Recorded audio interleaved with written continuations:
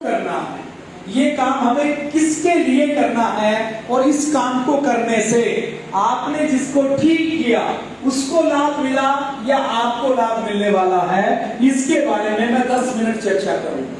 ये जरूरी है क्योंकि अगर देखिए इस दुनिया का एक सिद्धांत है, इस दुनिया के एक सिद्धांत में इस दुनिया का छोटे से छोटा कीड़ा मकोड़ा से लेकर इस दुनिया का कोई भी जानवर कोई ऐसा काम नहीं करता, कोई भी मनुष्य कोई ऐसा काम नहीं करता जिससे उसको लाभ ना मिले। व्यक्ति शराब पीता है तो शराब क्यों पीता है? इसलिए पीता है कि शराब पीने के बाद उसको आनंद आएगा, उसको अच्छा महसूस होगा, चाहे वो आनंद थोड़ी देर का हो। व्यक्ति भोजन क्यों बनाता है? क्योंकि उसकी भूख शांत होगी। व्यक्ति नौकरी क्यों करता है? क्योंकि उसको पैसे मिलेंगे। व्यक्ति सुबह उठकर वॉक पर क्यों जाता है? क्यों? क्योंकि उसको अच्छी हेल्थ मिलेगी। तो हम जो भी काम करते हैं अपने सुख के लिए, लाभ के लिए, एक उद्देश्य के लिए करते हैं। बिना उद्देश्य के कोई भी काम नहीं करते। और मनुष्य का क्या स्वभाव है? मनुष्य का एक सहज स्वभाव है कि मनुष्य सुख पाना चाहता है। आप में से कोई व्यक्ति है जो कहता हो कि मुझे दुख चाहिए? है कोई व्यक्ति कि मुझे बीमारी लग जाए, मुझे गरीबी आ जाए, मेरे परिवार में कोई मुझे छोड़कर चला जाए, मेरा कोई अपमान कर दे, मेरे साथ कोई अनहोनी हो जाए? कभी हम चाहते हैं? नहीं चाहते ना। अगर हम नाली में, मैं बहुत छोटा उदाहरण लेता हूं, नाली में जो कीड़ा रहता है, जो नाली के अंदर रहता है, नाली की बदबू के अंदर रहता है, उस नाली के कीड़े को उस बदबू में सुख मिलता है। मिलता है कि नहीं मिलता? आप उस नाली के कीड़े को बाहर निकाल कर डाल दें तो वो कीड़ा चलता चलता किधर जाएगा? नाली के पास जाएगा, बदबू के पास जाएगा कि खुशबू के पास जाएगा, या बाहर की ओर दूर जाएगा? वो वहीं जाएगा। क्यों? क्योंकि उसको उसी में सुख मिलता है। तो जिस व्यक्ति में जिस कीड़े मकोड़े में दिमाग नहीं है, जिसने पढ़ाई नहीं की, जो कभी स्कूल कॉलेज में नहीं गया, उसको भी पता है कि मुझे अपने सुख के लिए काम करना है। दुनिया के जितने जीव जंतु हैं सब खाना खाते हैं, नहीं खाते? खाते हैं ना। चिड़िया भी खाना खाती है, कीड़ा मकोड़ा भी खाना खाता है, गाय भैंस भी अपना खाना खाते हैं। अपना खाना सब ढूंढ लेते हैं। ढूंढते हैं कि नहीं ढूंढते? अपने बैठने की जगह, सोने की जगह, घोंसला बनाने की जगह, मांद बनाने की जगह, बिल बनाने की जगह, रहने की जगह सब ढूंढते हैं कि नहीं ढूंढते? पशु पक्षी भी ढूंढते हैं कि नहीं ढूंढते? ढूंढते हैं ना। और अपनी संतान पैदा करना, मतलब किसी माता को ढूंढना और उससे चिड़िया भी बच्चे पैदा करते हैं कि नहीं करते? गाय भी बच्चे पैदा करती है, कीड़े मकोड़े भी अपने बच्चे पैदा करते हैं कि नहीं करते? तो आहार, निद्रा, भय, मैथुन, ये हर जीव के स्वाभाविक गुण है, ये सब के अंदर है। हम मनुष्य अलग क्यों हैं? क्योंकि मनुष्य के अंदर मस्तिष्क है, विवेक है। हम चाहे तो अपने जीवन को बहुत ऊपर उठा सकते हैं, चाहे तो परमात्मा बन सकते हैं, देव बन सकते हैं, कोई फरिश्ते बन सकते हैं अगर चाहे तो। हमें ये पुनर्जन्म क्यों समझना है भैया? अरे भैया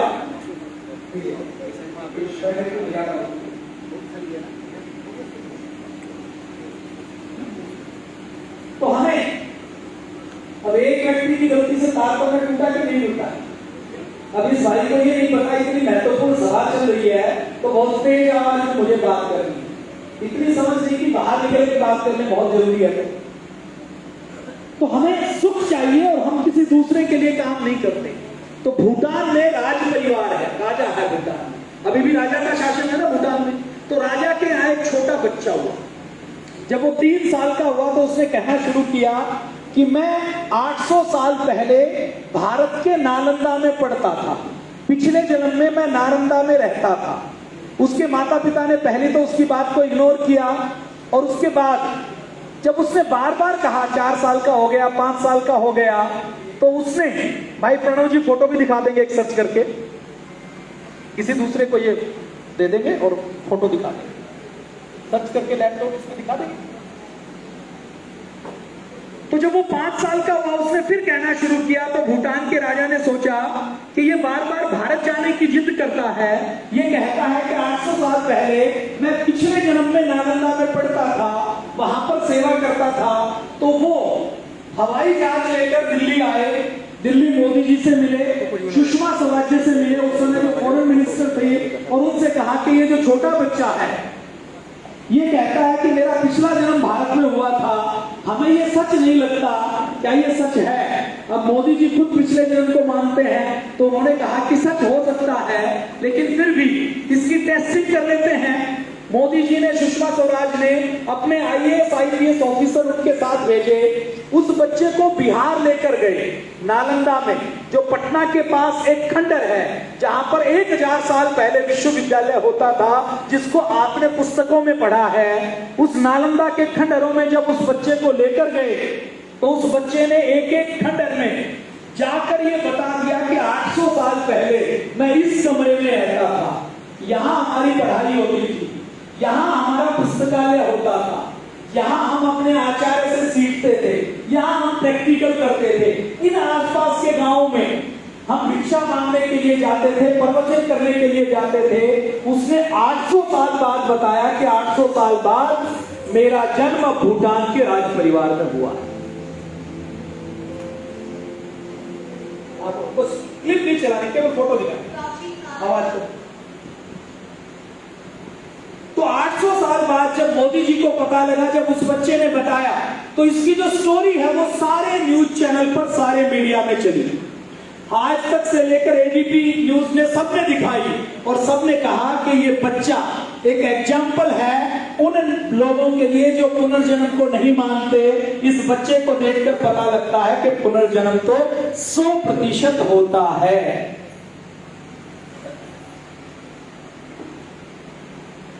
उस बच्चे का जो पुनर्जन्म हुआ, अभी आपको उसकी फोटो भी दिखाएंगे, तो पुनर्जन्म है, तो पुनर्जन्म है, तो जिन बच्चों का जन्म होता है, आपका और हमारा जो जन्म हुआ, जब हम बैंक में कोई अकाउंट खोलते हैं तो अकाउंट 0 से खुलता है, या अकाउंट खोलते ही बैंक वाला ये कहता है कि आपके ऊपर 10 लाख रुपए का लोन है? कहता है कभी? अकाउंट किससे खुलता है? 0 बैलेंस से खुलता है। अकाउंट खुलते ही आपको बैंक वाले, अकाउंट खोलते ही 2, 4, 5 लाख रुपए आपके अकाउंट में डालते हैं? नहीं डालते ना। और कभी ये भी नहीं कहते कि आपके अकाउंट में आपके नाम पर ये लोन है। आप कहेंगे मेरा अकाउंट तो आज ही खुला है, लोन कहां से आ गए?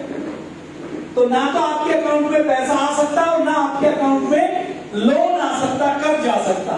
अगर 0 से सबका अकाउंट शुरू होता है और सबका जन्म 0 से होता है, तो सबका जन्म होते हुए सबको बराबर लंबाई, बराबर चौड़ाई, बराबर रूप, बराबर रंग, बराबर बुद्धि, बराबर माता पिता मिलने चाहिए कि नहीं मिलने चाहिए? अभी हम देखते हैं तो एक बच्चे का जन्म होता है झोपड़ी में, कि हॉस्पिटल नहीं है, नाक भी नहीं काटने के लिए चाकू नहीं है, दूध पिलाने के लिए चम्मच की बात, चांदी की चम्मच की बात तो छोड़ दो, माँ भी जन्म लेते ही मर गई, पिता भी नहीं है, अनाथ की तरह पड़ा है, पूरी उम्र बीत जाती है कि रोटी कैसे कमाऊं, दिन भर हार्ड वर्किंग करता है, तब जाकर 2 जून की रोटी मिलती है। और एक बच्चा ऐसा है जिसको सोने की चम्मच से दूध पिलाया जाता है, घर में जन्म होता है तो महल में जन्म होता है, भूटान के राज परिवार की तरह AC लगे हुए हैं, राजा के घर में जन्म लिया। पूरी जिंदगी कोई नौकरी करने की चिंता नहीं, कोई व्यापार करने की चिंता नहीं, दुकान खोलने की चिंता नहीं, ड्यूटी पर जाने की चिंता नहीं, खेती करने की चिंता नहीं, मतलब रोटी की चिंता नहीं, अपने आप सारे पकवान उसको मिलेंगे।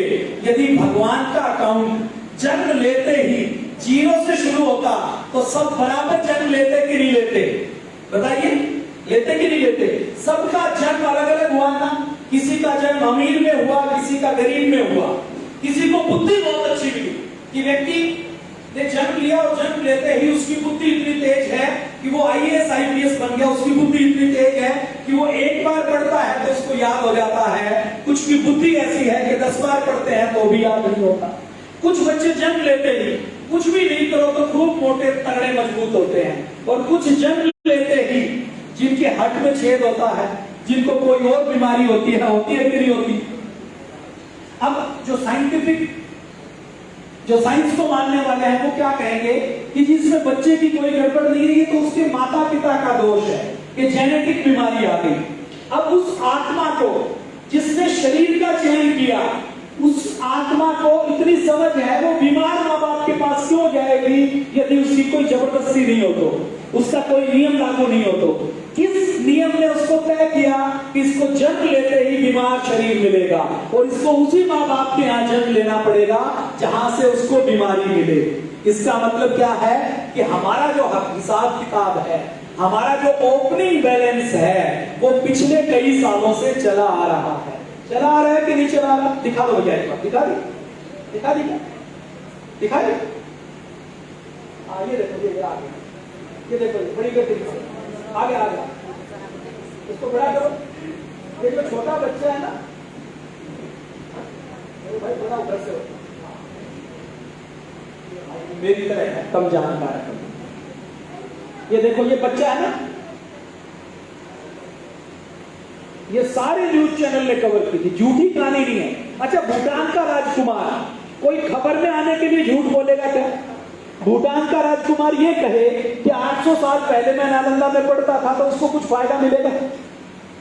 तो उसका झूठ बोलने का कोई कारण नहीं है। ये देखो, मोदी जी से मिलते हुए नीचे छोट फोटो, मोदी जी वाली फोटो बड़ी करो, हाँ ये बड़ी कर दो। ये बच्चा था, तो ये भूटान का राजकुमार 800 साल पहले सेवा का काम करता था। इसने बताया कि जब हम नालंदा में रहते थे तो नालंदा के आसपास के गांवों में जाकर लोगों को ज्ञान देते थे, लोगों का भला करते थे, लोगों की सेवा करते थे। तो उसने उस समय सेवा की, तो उसकी डेथ होने के बाद, कुछ लोगों की डेथ होती है तो तुरंत कुछ लोग वृक्ष बन जाते हैं, कुछ लोग पशु पक्षी बन जाते हैं। इसकी डेथ होने के बाद 800 साल तक ये किसी भी प्रकार के स्वर्ग में या जन्नत में रहा, और 800 साल बाद इसका जन्म हुआ। तो अफगानिस्तान में भी तो हो सकता था, भारत के पड़ोस में है या नहीं अफगानिस्तान? बांग्लादेश भी पड़ोस में है ना। अगर बांग्लादेश में हो जाता, अफगानिस्तान में हो जाता, तो अफगानिस्तान में आपने पिछले दिनों देखा कि जो वहां जन्म लेने वाले थे वो टायरों के ऊपर लटके हुए थे कि कोई हमें यहां से बाहर निकाल दे। लटके हुए थे कि नहीं लटके हुए थे? हवाई जहाज के टायरों से। तो इसका जन्म कहां हुआ? भूटान में हुआ, जहां राज परिवार है। पूरी दुनिया में कहीं भी राजा नहीं है, भूटान में, क्योंकि इसको पूरी उम्र राजा का भोग भोगना है, सुख भोगना है, तो इसका जन्म कहां दिया? राज परिवार में। एमएलए एमपी के घर जन्म दे देता, मान लो किसी ने कर्म अच्छे किए, अब एमएलए एमपी के घर जन्म हो गया और राहुल गांधी जैसा मिल गया घर, तो अब गारंटी तो नहीं ना कि राजा बनेगा कि नहीं बनेगा। तो पिछले परिवार के जन्म से राजा के घर में तो जन्म हुआ, लेकिन पूरा सुख नहीं मिला था राजा का, इसलिए राजगद्दी नहीं मिली, प्रधानमंत्री नहीं बन पाए। तो इनको जन्म कहां दिया?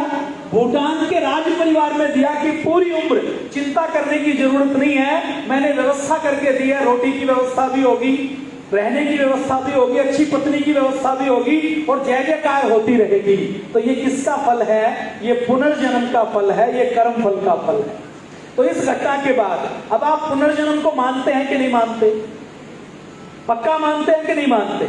तो पक्का मानते हैं तो आपको ये जो मनुष्य का शरीर मिला है, आप केवल इस मनुष्य के शरीर में सेवा कर सकते हैं। आप गाय बन जाएं, भैंस बन जाएं, बकरी बन जाएं, तो आप किसी की सेवा नहीं कर सकते। आप कहेंगे जी गाय बनकर हम तो दूध दे सकते हैं, दूध पीकर किसी की जान बच सकती है, कहेंगे कि नहीं कहेंगे? आप अगले जन्म में यदि पेड़ बन जाएं, आम का पेड़ बन गए, आम का पेड़ मीठे मीठे आम देता है, आप कहते हैं मीठे मीठे आम खाकर किसी की भूख शांत हो सकती है, उसका पेट भर सकता है। तो गाय या आम का पेड़ के अंदर क्या इसकी कैपेसिटी है कि वो भूखे के पास जाकर उसका पेट भर दे? है क्या कैपेसिटी?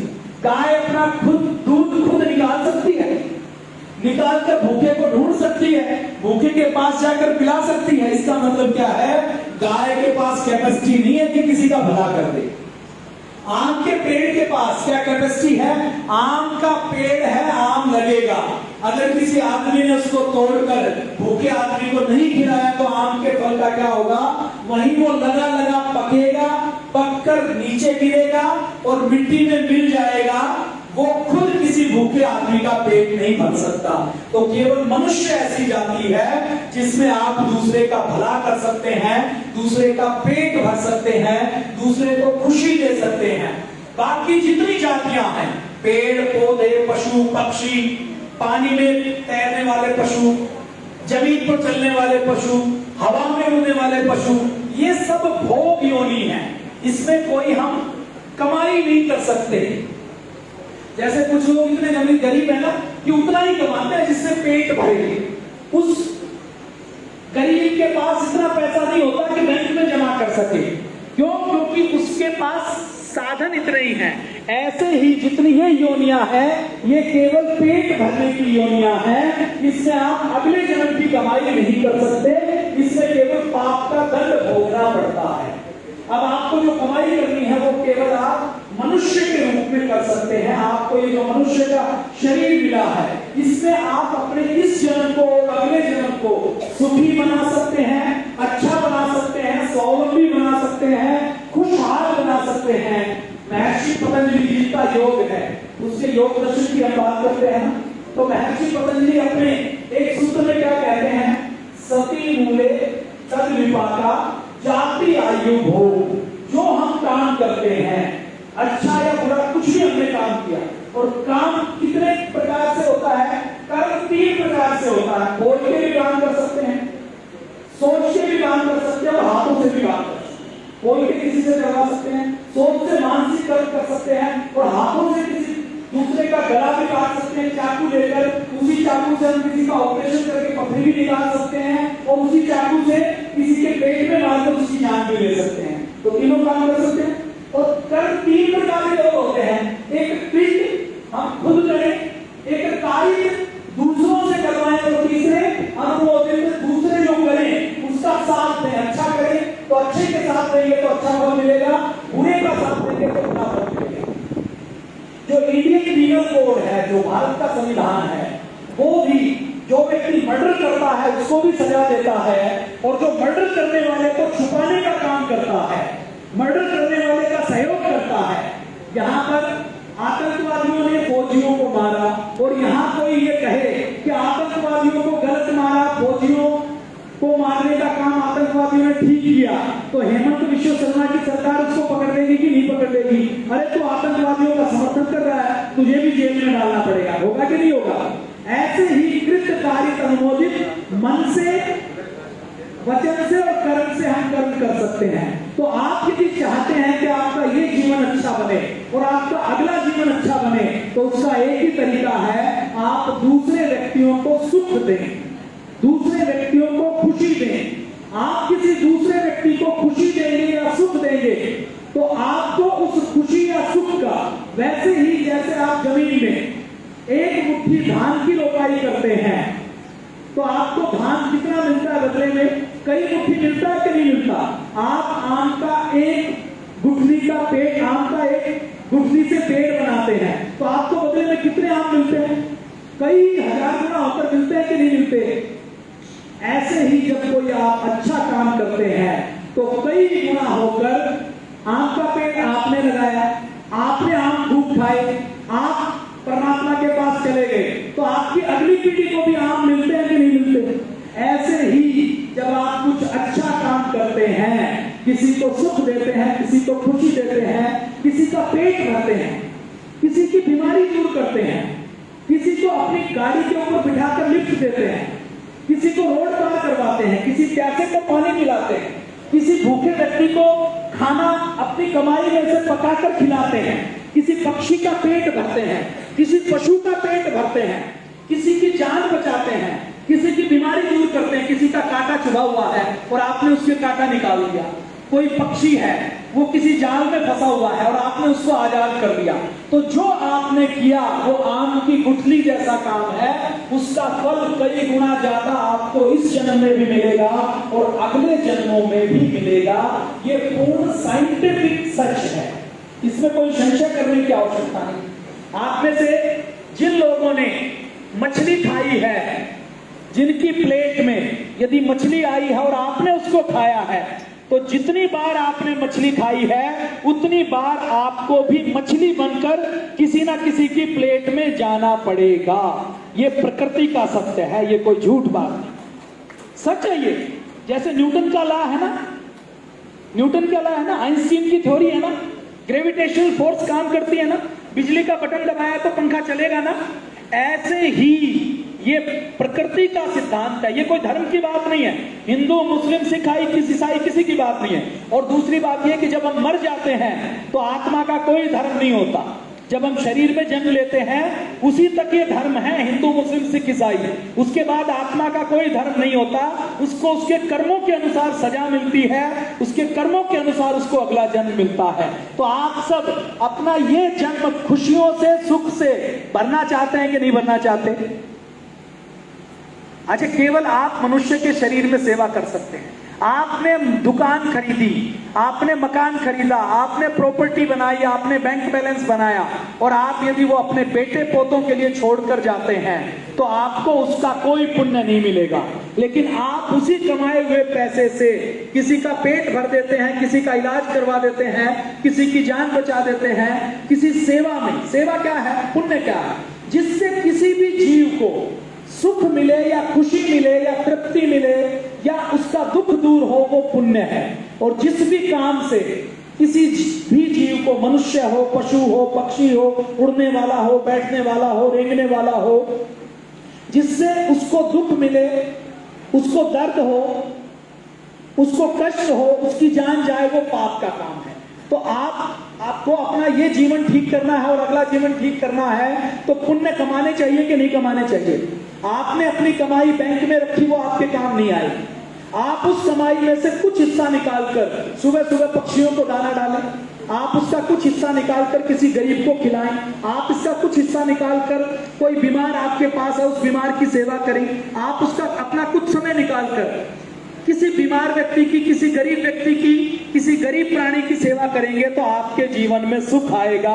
और आप यदि इसका उल्टा करेंगे तो उसके जीवन में दुख आएगा। ये प्रकृति का सिद्धांत है। अब आप में से कुछ लोग कहेंगे कि जी हमारे पास तो वो व्यक्ति है, तहसीलदार है, डॉक्टर है, पुलिस वाला है, कसाई है, वो तो कोई अच्छा काम नहीं करता, वो बड़े महल में रहता है, और हम तो जो कभी किसी का बुरा नहीं करते, हमारे साथ सदैव संघर्ष चलता रहता है। तो आप कल्पना कीजिए उन दो किसानों की।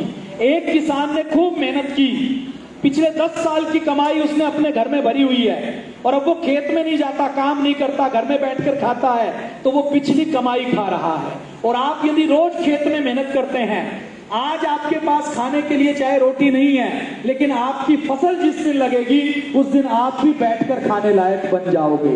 तो जिन लोगों को आप ये देखते हो ना कि ये लोग पुण्य तो करते नहीं लेकिन फिर भी बहुत सुखी हैं, तो वो अपने पहले के पुण्य की कमाई खा रहे हैं, और ये कमाई खत्म होने के बाद उनको भी किसी ना किसी भोग योनि में जाना पड़ेगा, क्योंकि उन्होंने नई कमाई नहीं की है। तो अब आपको मैं बताऊं, आपको यदि पुण्य करने हैं तो पुण्य करने का जो सबसे अच्छा तरीका है वो क्या है?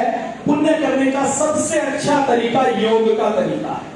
एक तरीका है आपको किसी को सुख देना है, उसकी बीमारी दूर करनी है। देखिए, आचार्य चरक और सुश्रुत पूज्य स्वामी जी महाराज, पूज्य आचार्य जी क्या कहते हैं कि एक भगवान वो है जो सबको जीवन देता है। दूसरा भगवान कौन है? दूसरा भगवान धरती के ऊपर वैद्य है, जो किसी को बीमारी लग जाए, बीमारी से वो व्यक्ति मर रहा है, तो उस बीमार व्यक्ति को जो बचाने का काम करता है उसको भगवान कहा गया। अब ये जो भगवान है ना, इसमें ये 500 रुपए की पर्ची बनाकर कमीशन लेकर टेस्ट लिखते हैं और फिर दवाओं के नाम पर कमीशन खाते हैं, बिना जरूरत के सर्जरी कर देते हैं, ये भगवान नहीं है। कभी आप 500 रुपए की पर्ची वाले को भगवान समझ लो, तो वैद्य भगवान होता है जो बिना किसी स्वार्थ के सेवा करता है। तो अब आपको पुण्य कमाना है लोगों की जान बचाने का, तो आप एक तरीका तो ये है कि आप कोई हॉस्पिटल खोलें। आप 100 बेड का, 500 बेड का एक हॉस्पिटल खोलें, लेकिन आप हॉस्पिटल खोलेंगे तो आपको जमीन चाहिए, 2-4 एकड़ जमीन के ऊपर आप बिल्डिंग बनाएंगे, बिल्डिंग के बाद हॉस्पिटल के इक्विपमेंट खरीदेंगे, उसके बाद डॉक्टर रखेंगे, उसके बाद दवाएं रखेंगे, उसके बाद नर्स रखेंगे, तब जाकर 100 करोड़ रुपए लगाकर आप कोई एक हॉस्पिटल खोल सकते हैं। लेकिन यदि आप योग की कक्षा लगाकर 200, 500, 1000, 5000 लोगों को हर साल यदि आप योग सिखा सकते हैं, तो योग सिखाने पर आपको जो पुण्य मिलेगा वो उतना ही मिलेगा जितना 100 करोड़ रुपए का हॉस्पिटल खोलने वाले व्यक्ति को मिलता है। पूरी पक्की बात कर रहा हूं, सच्ची बात कर रहा हूं। मैं कोई झूठी बात नहीं कर रहा, आपको सेवा करनी है। मैं ये नहीं कहता कि आप क्या सेवा करें, आप वो सेवा करें जिसमें आपको मेहनत कम लगे और लाभ ज्यादा से ज्यादा हो, पुण्य ज्यादा से ज्यादा मिले, दूसरे लोगों को सुख ज्यादा से ज्यादा मिले। तो इसका तरीका योग को छोड़कर कोई दूसरा नहीं है। आप योग कक्षा लगाएंगे, उस कक्षा में जो व्यक्ति आएंगे उनकी आप सेवा करेंगे, उनकी जो बीमारी दूर होगी उसका पुण्य किसको मिलेगा? उसका पुण्य आपको मिलेगा जो योग की कक्षा चलाने वाला है। आप जिले में प्रभारी हैं, तहसील में प्रभारी हैं, आपने किसी दूसरे व्यक्ति को प्रेरित करके, मोटिवेट करके, योग शिक्षक बनाकर उससे आपने योग की कक्षा लगवा दी, उसने योग की कक्षा लगाई और उसकी कक्षा में जो लोग ठीक होंगे, तो जैसे मर्डर करने के वाले का साथ देने वाले को दंड मिलता है, ऐसे ही आप यदि योग की कक्षा दूसरों से लगवाएंगे, आप एक प्रभारी के रूप में अच्छा काम करेंगे, तो आपको भी उसका 30% पुण्य मिलेगा जो अगला व्यक्ति मेहनत करेगा। क्यों? क्योंकि आपने उसका अनुमोदन किया, उसको तैयार किया। तो आप यदि योग का शिविर लगाएंगे, योग शिक्षक शिविर लगाएंगे, आपने योग शिक्षक शिविर में 100 लोगों को योग सिखाया, 100 लोगों ने योग करके अपनी बीमारी दूर की, तो उसका पुण्य किसको मिलेगा? आपको मिलेगा। उन 100 लोगों ने और 1000 लोगों की बाद में बीमारी दूर की, तो 1000 लोगों की जो बीमारी दूर होगी उसका पुण्य भी किसको मिलेगा? उसका पुण्य उनको भी मिलेगा जो मेहनत कर रहे हैं, लेकिन आपको भी मिलेगा। कोई एक मर्डर होता है ना, तो कोर्ट एक व्यक्ति को सजा देती है, गोली मारने वाले को, चाकू चलाने वाले को, या साथ वाले सारे व्यक्तियों को देती है? किसी ने प्लानिंग की उसको भी देती है कि नहीं देती? जैसे एक मर्डर हुआ, मान लो ये उमेश पाल का जो मर्डर हुआ ना उत्तर प्रदेश में, अतीक अहमद के बेटे ने मर्डर किया, उसकी मां ने, कुछ लोगों ने उसका साथ दिया, कोई उसको गाड़ी में बिठाकर लेकर गया, एक व्यक्ति ने उसको पिस्तौल दी, जब वो भागा तो कुछ व्यक्तियों ने उसके छुपने में मदद की। अब कोर्ट पकड़ेगी तो केवल गोली मारने वाले को पकड़ेगी, या उसको पिस्तौल देने वाले को, उसको गाड़ी में बिठाने वाले को, उसको भगाने वाले को, उसको छुपाने वाले को, उसको सिखाने वाले को? सबको दंड देगी। किसको देगी? एक को देगी कि सबको देगी? सबको मिलेगा ना, क्यों? क्योंकि उन्होंने सहयोग किया। इसलिए आपके जिले में, आपके आसपास यदि कोई दूसरा व्यक्ति अच्छा काम करता है और उससे अच्छे काम में आप थोड़ा सा भी सहयोग करते हैं, तो आप भी उसका पुण्य को शेयर कर लेते हैं, वो आपके अकाउंट में जरूर आएगा। जितनी आप मेहनत करेंगे उसके कंपैरिजन में आएगा। और ये जो हिसाब किताब है ना, ये भगवान रखता है, और भगवान के हिसाब किताब में कभी गड़बड़ नहीं हो सकती। हमारे आपके हिसाब किताब में गड़बड़ हो सकती है, कंप्यूटर फेल हो सकता है, लेकिन जो भगवान का कंप्यूटर है वो कभी फेल नहीं होता। तो आपको और हमें अपने जिले में जो कक्षाएं बंद हो गई हैं उन कक्षाओं को चालू करवाना है। एक बंद कक्षा को आपने चालू करवा दिया तो एक हॉस्पिटल जो बंद पड़ा था उस हॉस्पिटल को दोबारा आपने खुलवा दिया, तो उतना पुण्य आपको मिलेगा। आप खुद योग की कक्षा लगाएं, खुद योग करेंगे तो आपका खुद का शरीर ठीक रहेगा, और जो लोग आएंगे उनको आप ठीक करेंगे, वो ठीक होंगे, उनको सुख, खुशी मिलेगी, उनको सुख मिलेगा, उनका दुख दूर होगा, तो उसका पुण्य आपको मिलने वाला है। और अपनी कक्षा में जब कोई व्यक्ति आए तो ये मत सोचना कि ये आया है मैं इसकी सेवा कर रहा हूं। असली क्या सोचना है? अच्छा, ग्राहक जब किसी दुकानदार से सामान लेने के लिए जाता है तो दुकानदार ये सोचता है कि मैं इसको सामान देकर इसके ऊपर उपकार कर रहा हूं। वो ये सोचता है कि ये जो सामान मैं बेचूंगा इसके ऊपर 100 रुपए के सामान पर मुझे 20 रुपए का प्रॉफिट मिलने वाला है। और वो क्या चाहता है कि ज्यादा से ज्यादा ग्राहक आए, मैं उनको ज्यादा से ज्यादा सामान दूं। और ग्राहक आए तो रात को भी वो 12 बजे तक अपनी दुकान को खोलता है। क्यों? क्योंकि उसको पता है कि ये जो ग्राहक आया है इसकी जरूरत है सामान की, लेकिन मैं नहीं दूंगा तो ये किसी दूसरे दुकान से चला जाएगा, मैंने अपनी दुकान बंद कर दी तो इसका प्रॉफिट किसी और की जेब में चला जाएगा। ऐसे ही आपको कोई बीमार दिखे उसको स्कूटी पे बैठा कर लेकर आइए, उसको अपने आप लेकर आइए, उसकी अधिकतम सेवा कीजिए। ये मत सोचिए कि उसको कितना लाभ हुआ, ये सोचिए कि आपने यदि उसको ठीक कर दिया तो आपको उसका लाभ जरूर मिलेगा। ये प्रकृति का सिद्धांत है। मैं देखे वैज्ञानिक व्यक्ति, वैज्ञानिक पृष्ठभूमि का व्यक्ति, ये सामने आप किताब देख रहे हैं, पूरी दुनिया में एलोपैथी ने, मेडिकल माफिया ने क्या क्या क्राइम किया, क्या क्या पाप किया, उसका सारा रिकॉर्ड इसके अंदर है। कौन कौन सी दवा कंपनी की कितनी सेल है, कितना प्रॉफिट है, हार्ट फेल करने वाली कौन कौन सी दवाएं हैं, उनके नाम, वो कब लॉन्च की गई, कब उनको बंद किया गया, किडनी फेल करने वाली कौन कौन सी दवा है, लीवर फेल करने वाली कौन कौन सी दवा है, कैंसर वाली कौन कौन सी दवा है, एसिडिटी की ऐसी कौन सी दवा है। मैं एक दवा का नाम आपके सामने लेता हूं। रेंटिनिन का नाम आपने सुना है, जेंटेक का नाम आपने सुना है, रेंटेक का नाम आपने सुना, जिसको खाली पेट दिया जाता है। आप लीवर की बीमारी के लिए किसी डॉक्टर के पास गए, एमबीबीएस एमडी डॉक्टर के पास, वो आपकी बात बाद में पूछेगा, दवा बाद में लिखेगा, एक दवा को पर्चे के सबसे ऊपर लिख देता है कि ये आपको खाली पेट लेनी है, ये एसिडिटी की दवा। देता है कि नहीं देता? आप सबने कभी ना कभी खाई है कि नहीं खाई? उस रेंटेक से, उस जेंटेक से, उस रेंटिनिन से अमेरिका में और यूरोप में लाखों लोगों को कैंसर हुआ। उस दवा को वहां पर बैन कर दिया गया। अभी भी उस दवा के 180 प्रकार की टेबलेट, गोलियां और कैप्सूल भारत में बिकते हैं। मतलब क्या है कि मैं आपके सामने जो कह रहा हूं वो पूर्ण प्रमाणित कह रहा हूं, बिना प्रमाण के नहीं कह रहा। तो ये जो कर्मफल का सिद्धांत है ये 100% काम करता है। और मुझे क्या मिलेगा? मैं आपको यदि ये कर्मफल का सिद्धांत समझा रहा हूं और आपने मेरे समझाने से कुछ भी अच्छा काम करना शुरू किया कि राकेश जी ने आकर कहा था, तो आप जो अच्छा काम करेंगे उसका 1% कमीशन मुझे भी मिलेगा, पुण्य का कमीशन मिलेगा अच्छे कामों का। इसलिए मैं इतनी मेहनत कर रहा हूं। मुझे इतनी मेहनत करने की जरूरत नहीं है, सारी बातें हो चुकी हैं। मैं तो 4 लाइनें कह के बैठ सकता हूं ना आराम से। अब मैं कल आया, कल हरिद्वार से मैं 6 बजे निकला, 5 घंटे की यात्रा करके एयरपोर्ट पहुंचा 11 बजे, फिर 3 घंटे 4 घंटे फ्लाइट में बैठकर गुवाहाटी पहुंचा। गुवाहाटी से कोकरा जहां रात को 9 बजे आया, रात को 9 बजे सोया, फिर 4 बजे उठा, सुबह शिविर में गया, अभी आपके बीच में हूं। अभी 2 बजे जाऊंगा, 2 बजे जाकर तेजपुर रुकूंगा, तेजपुर से सुबह जोरहट जाएंगे, 11 बजे जोरहट पहुंचेंगे, 2 बजे तक मीटिंग करेंगे, 2 बजे वापस जाएंगे, शाम को 8 बजे गुवाहाटी पहुंचेंगे, परसों सुबह 5 बजे 4 बजे एयरपोर्ट पर जाकर फिर दोबारा दिल्ली जाऊंगा, दिल्ली से हरिद्वार जाऊंगा।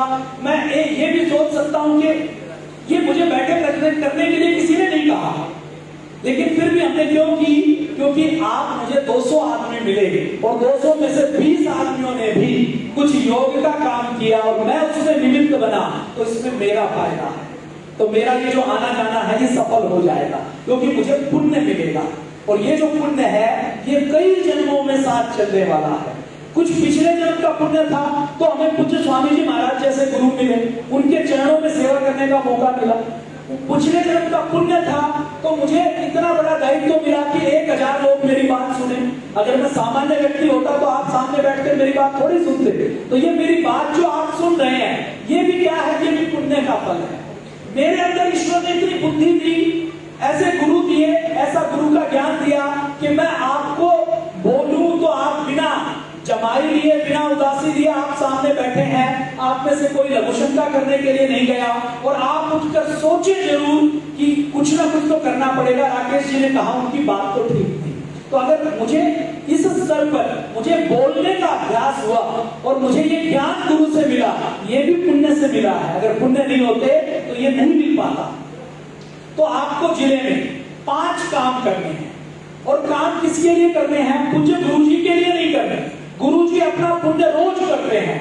कल की मैं पूज्य गुरु जी की दिनचर्या बताऊं। 4 बजे उठकर पूज्य गुरु जी 9 बजे तक इंडिया टीवी पर रहे, फिर रोगियों से मिले, फिर वहां से देहरादून गए, देहरादून से फ्लाइट से दिल्ली गए, दिल्ली से एक कोई बहुत जरूरी कोई कार्यक्रम था, रात को 11 बजे तक कार्यक्रम से रहे और 11 बजे के बाद रात को पूज्य गुरु जी 11 बजे चलकर 2 बजे पतंजलि में पहुंचे और सुबह 4 बजे उठकर फिर योग शिविर में चले गए।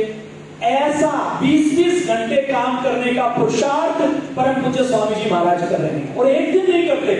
आज फिर सुबह का योग शिविर किया। जब पूज्य स्वामी जी महाराज ने हमें आशीर्वाद दिया ना, तो उससे पहले वो हरिद्वार से चलकर दिल्ली पहुंच चुके थे। दिल्ली में अभी कार्यक्रम कर रहे हैं, शाम को फिर वापस हरिद्वार जाएंगे। तो पूज्य गुरुदेव इतना जो तप कर रहे हैं, तो पूज्य गुरुदेव का पुण्य तो बहुत है। उनको हमारी आवश्यकता नहीं है, हमें उनकी आवश्यकता है। तो आपको जो काम करना है उससे जो लाभ होगा वो पूज्य महाराज जी का नहीं होगा, वो पतंजलि का नहीं होगा, वो किसी और का नहीं होगा। वो जो सबसे ज्यादा लाभ मिलने वाला है वो आपको मिलने वाला है।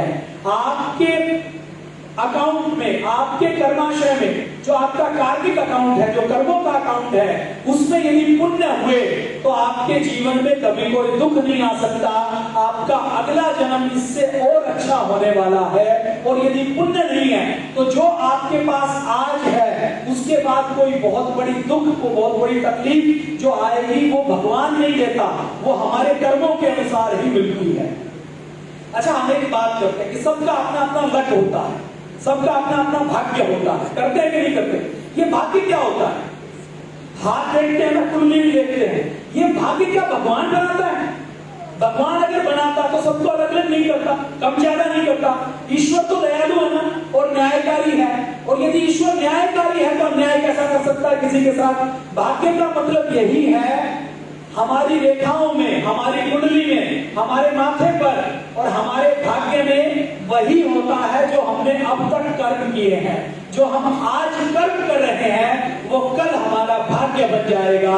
आज आपने किसी को सुख दिया तो कल वो भाग्य में आकर आपके भाग्य में सुख लिखा जाएगा कई गुना। और आज आपने दुख दिया तो आपके भाग्य में दुख लिखा जाएगा। यही बात है, इसके अलावा और कोई भाग्य नहीं। भाग्य की और कोई परिभाषा नहीं। आपकी कुंडली, आपका भाग्य, आपका कर्माशय यही है। तो आपको क्या करना है? आपको अधिक से अधिक पुण्य कमाना है। और ये जो योग का काम आप कर रहे हैं, पूज्य गुरुदेव ने, पतंजलि ने हम सबको एक प्लेटफॉर्म दिया है। हम अगर पूज्य स्वामी जी का बैनर लगाकर बैठे और कहें कि हम पूज्य स्वामी जी के शिष्य हैं, हम आपको योग सिखाएंगे, तो एमबीबीएस एमडी की बात जैसे व्यक्ति सुनते हैं वैसे आपकी बात वो सुनेंगे, आपकी बात को वो मानेंगे। आपने और हमने एमबीबीएस एमडी नहीं की, लेकिन हम पूज्य स्वामी जी के शिष्य हैं तो हम दूसरों का ट्रीटमेंट कर सकते हैं। ये योग्यता हमें पूज्य गुरु जी ने दी है। तो आपको ये पुण्य कमाने के लिए, अपने लिए काम करने के लिए सबसे पहले अपनी योग की कक्षा जरूर लगाना। दूसरा, आपके जिलों में जो योग की कक्षाएं बंद हो गई, उन योग की कक्षाओं को दोबारा शुरू करना है। तीसरा, आप एक बंद योग की कक्षा शुरू करेंगे तो आपको पुण्य मिलेगा। तीसरा, 21 जून आने वाला है। 21 जून के इस कार्यक्रम में आपको तहसील और जिलों में कार्यक्रम करना है। और तहसील और जिलों के कार्यक्रम में, तहसील में कम से कम 2000 लोगों का 21 जून का कार्यक्रम करना है। और जिले में कम से कम 5000 व्यक्तियों का 21 जून का आपको कार्यक्रम करना है। सब जगह अभी से 1 महीना पहले आप तैयारी शुरू कर दीजिए। 21 जून का कार्यक्रम सभी जिलों में, सभी तहसीलों में बड़ी से बड़ी संख्या में होगा। अभी जगह बुक करवा लीजिए, पंजीकरण करना शुरू कर दीजिए, उसका पंफलेट छपवा लीजिए, उसके होर्डिंग लगवा लीजिए। एमएलए एमपी को और समाज के जितने बड़े व्यक्ति हैं, आपके जिले के जितने दानदाता हैं, सबको आमंत्रित कर लीजिए। सब लोग आए और आपके साथ जुड़कर वो आपके 21 जून के कार्यक्रम में भाग लें। और क्या करना है? ये मई जून का महीना पतंजलि योग समिति के लिए, भारत स्वाभिमान के लिए, योग के लिए सबसे ज्यादा काम करने का महीना है या नहीं? गर्मी की छुट्टियां हैं, मौसम अनुकूल है, बारिश नहीं होती, सर्दी नहीं पड़ती, तो इस समय योग की कक्षाएं लग सकती हैं। तो आपको नई योग की कक्षाएं स्थापित करनी है। जिन लोगों को आपने शिक्षित बनाया था, जैसे मैंने आपको अभी 1 घंटा समझाया ना, समझाकर आपको बताया कि योग करने से आपका लाभ है, हमारा लाभ है, ऐसे ही आपको उनको समझाना है। आप उनको नहीं समझा सके तो ये फेसबुक के ऊपर ये भाषण लाइव चल रहा है, इसको सुनवा दीजिए, पूज्य स्वामी जी महाराज को सुनवा दीजिए, आस्था टीवी देखने के लिए कह दीजिए, उनको प्रेरित करें कि वो अपनी योग की कक्षा लगाएं। और चौथा काम, आपको अपने जिले में अनिवार्य तौर पर असिस्टेंट योग टीचर्स ट्रेनिंग कैंप लगाना है। असिस्टेंट योग टीचर ट्रेनिंग कैंप लगाकर आप अपने जिले में जिन 100 लोगों को, 50 लोगों को, 200 लोगों को तैयार करेंगे और आगे जब वो दूसरों को योग करके ठीक करेंगे तो उसका पुण्य आपको मिलेगा कि नहीं मिलेगा? मिलेगा ना? ऐसे ही आप जो काम करते हैं, आपके सारे काम को भगवान देख रहा है। देख रहा है कि नहीं देख रहा? ऐसी कोई जगह है जहां पर भगवान हमें नहीं देखता? अच्छा, भगवान कहां पर है?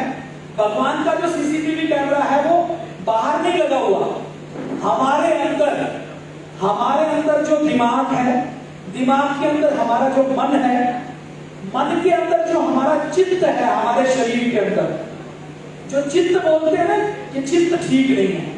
तो ये जो चित्त है, यही चित्रगुप्त है। वो चित्त हमारे मन में जो हम सोचते हैं, जो हम बोलते हैं, जो हम सुनते हैं, जो हम करते हैं, उसकी हार्ड डिस्क बन जाती है। आपने हवाई जहाज देखा ना, हवाई जहाज का एक्सीडेंट हो जाए तो किसको ढूंढते हैं? ब्लैक बॉक्स को ढूंढते हैं। आपका ये जो मन है, ये ब्लैक बॉक्स है। आपका शरीर मर जाए तो भी वो ब्लैक बॉक्स जिंदा रहता है और सारी रिकॉर्डिंग उसके अंदर होती है। तो आपका चित्त, आपका चित्रगुप्त है।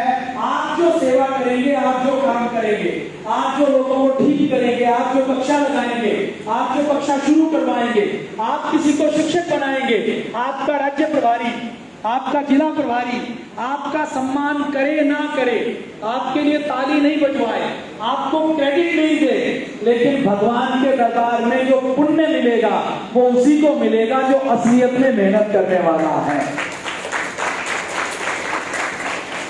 और कोई कर्म जब आप करते हैं, आपने कोई कर्म किया, कर्म करने के बाद आपने तालियां बजवा ली, मालाएं पहन ली, तो आपने उस कर्म का फल भोग लिया ना। अब फल भोग लिया, आप मेले में गए, 100 रुपए जेब में डालकर गए।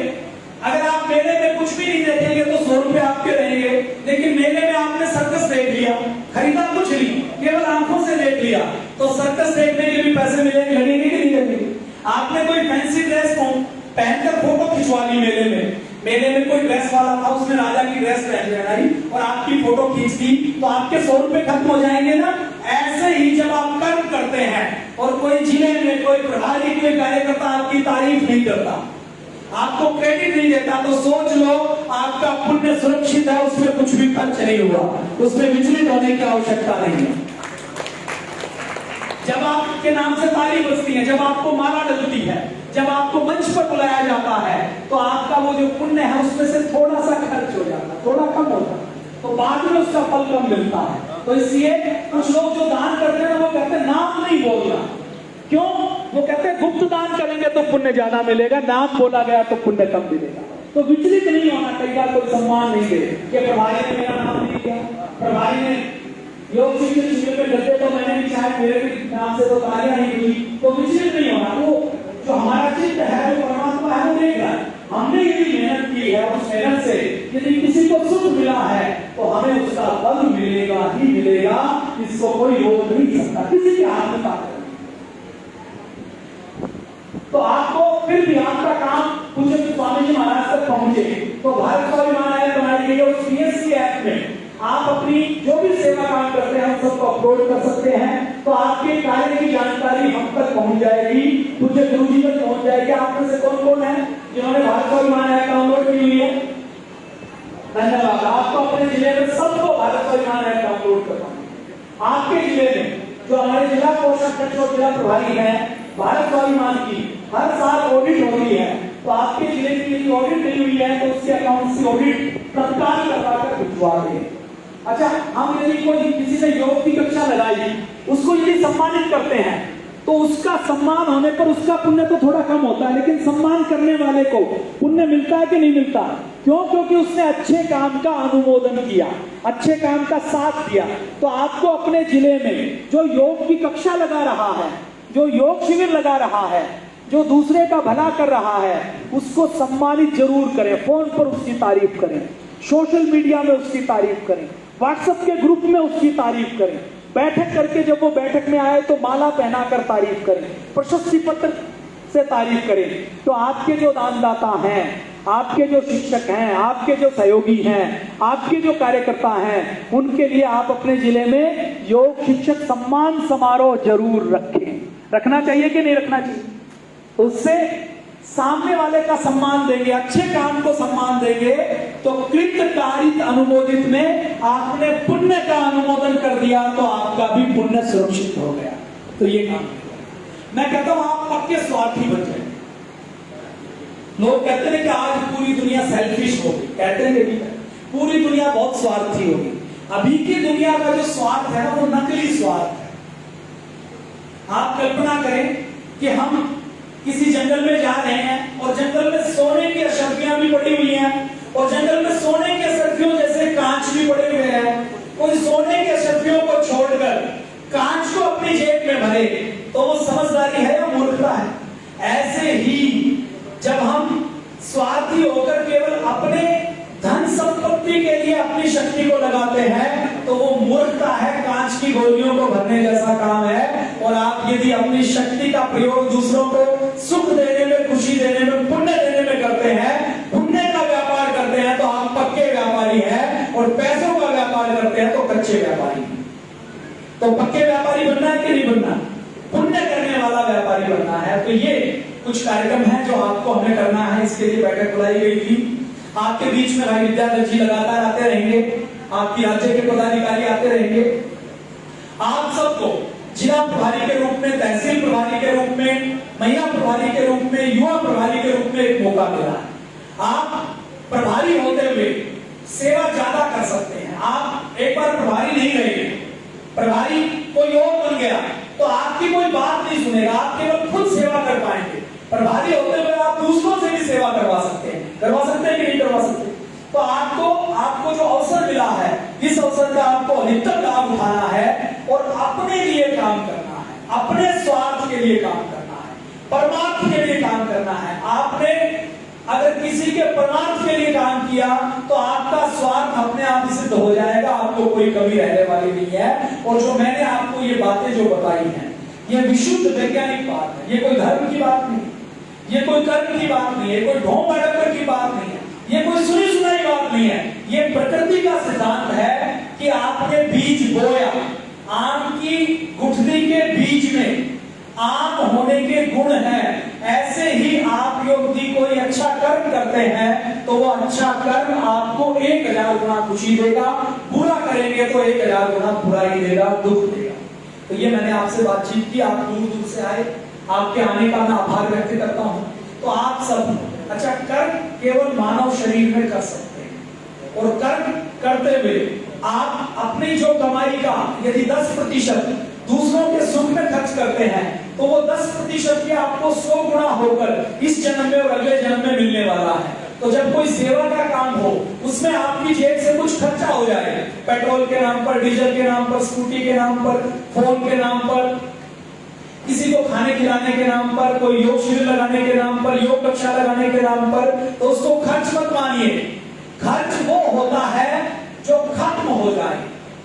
खर्च क्या होता है?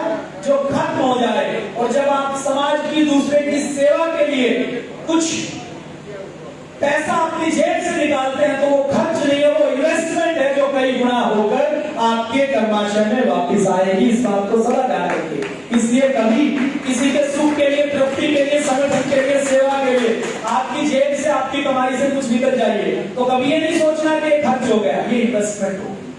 मैं ऐसे मारवाड़ियों को जानता हूं, पुराने जमाने में जगत सेठ होते थे। कौन होते थे? जगत सेठ। जगत सेठ ऐसे होते थे जो दुनिया के 200 देशों से व्यापार करते थे, जिनके कारवां चलते थे, 1 लाख बैलगाड़ियों के व्यापार के कारवां चलते थे। वो जगत सेठ यहां से हुंडी लिख के देते थे तो लंदन के व्यापारी भी उधार दे देते थे। वो जगत सेठ इतने बड़े होते थे कि उनसे अंग्रेज ईस्ट इंडिया कंपनी भी कर्ज लेती थी। वो जगत सेठों का एक नियम था। उनसे जब किसी ने पूछा कि तुम जगत सेठ कैसे बने, तो उन्होंने कहा कि हमें एक बात सिखाई गई है हमारे पूर्वजों ने कि हम जो कमाई करते हैं उसका 25 पैसा धर्मशाला बनाने में, प्याऊ बनाने में, बाग लगाने में, लोगों का पेट भरने में, पक्षियों का, पशुओं का पेट भरने में, हॉस्पिटल बनाने में, दवा बांटने में खर्च करते हैं। तो हम जो खर्च करते हैं, जो कमाई करते हैं, उसका जो खर्च करते हैं उसका कई गुना ज्यादा हमें मिलता जाता है और हम जगत सेठ बन जाते हैं। तो आपको यदि अमीर बनना है, यदि तो वेद का एक वाक्य है ना कि दरिद्रता का नाश किससे होता है? दान से होता है। मूर्ख व्यक्ति क्या समझेगा कि दरिद्र व्यक्ति ने दान कर दिया तो और गरीब हो जाएगा। वो गरीब नहीं होगा, वो अमीर हो जाएगा, क्योंकि वो जो दान करेगा उसका कई गुना ज्यादा इन्वेस्टमेंट होकर उसको वापस मिलने वाला है। तो आज के लिए इतना ही। मैं आशा करता हूं आपको मेरी बात ठीक लगी होगी और ये मेरी बात सत्य है, पूरी वैज्ञानिक है। इसमें मैंने आपको भाषण नहीं दिया, आपको सच बताया है, जो पूर्ण सच है, जो मैं समझ पाया तो मैंने महसूस किया कि आपको बताना चाहिए, आपको समझाना चाहिए। तो आपके दोनों हाथों में लड्डू हैं, आपके सामने एक ऐसा बगीचा है जिसमें आप जितने चाहें आम तोड़ सकते हैं। आपके सामने ऐसा खजाना है कि आप जितना चाहें उस खजाने से हीरे मोती जवाहरात अपनी जेब में भर सकते हैं। तो आपके पास योग है, योग का ज्ञान है, योग की विद्या है, आप इसको दो लोगों को देना शुरू कर दो, भगवान आपकी झोली अपने आप भर देगा। परम पूज्य स्वामी जी महाराज का जन्म एक गरीब किसान परिवार में हुआ कि नहीं हुआ? बोलिए, हुआ ना? एक गरीब किसान परिवार में जन्म लेकर पूज्य स्वामी जी महाराज को आज लोग क्या कहते हैं कि स्वामी जी के पास 1 लाख करोड़ रुपए का ये संसाधन है जिनसे वो सेवा कर रहे हैं। रुचि सोया कंपनी 4000 करोड़ की पूज्य स्वामी जी ने दी, आज इसकी वैल्यू कितनी है? 40,000 करोड़ पूज्य स्वामी जी ने अपनी मेहनत की और ईश्वर ने पुण्यों का आशीर्वाद दिया तो 4000 करोड़ के कितने कर दिए? 40,000 करोड़। और अब पूज्य स्वामी जी क्या कहते हैं कि मुझे 1 लाख करोड़ रुपए की चैरिटी करनी है, हर जिले में गुरुकुल बनाने हैं, हर जिले में वेलनेस बनाने हैं, हर जिले में हर व्यक्ति को जगाना है, योगी उपयोगी निरोगी बनाना है, नशा मुक्त बनाना है। तो जब पूज्य स्वामी जी महाराज का जीवन हम अपने सामने देख रहे हैं कि स्वामी जी मिट्टी भी उठाएं तो सोना हो जाती है। क्यों हो जाती है? आप में से किसी ने रुचि सोया के शेयर लिए थे कि नहीं लिए थे? तो रुचि सोया के जो आपने शेयर लिए उसका भाव बढ़ा के नहीं बढ़ा और अभी बहुत ज्यादा बढ़ने वाला है। तो जैसे पूज्य स्वामी जी महाराज को ईश्वर का आशीर्वाद मिला और पुण्यों से मिला है, हम भी पुण्य करेंगे तो हमें भी आशीर्वाद मिलेगा। तो आज के लिए इतना है। आप सबने मुझे ध्यान से सुना, बड़ी दूर दूर से आप आए, आप सबका बहुत बहुत धन्यवाद। बोले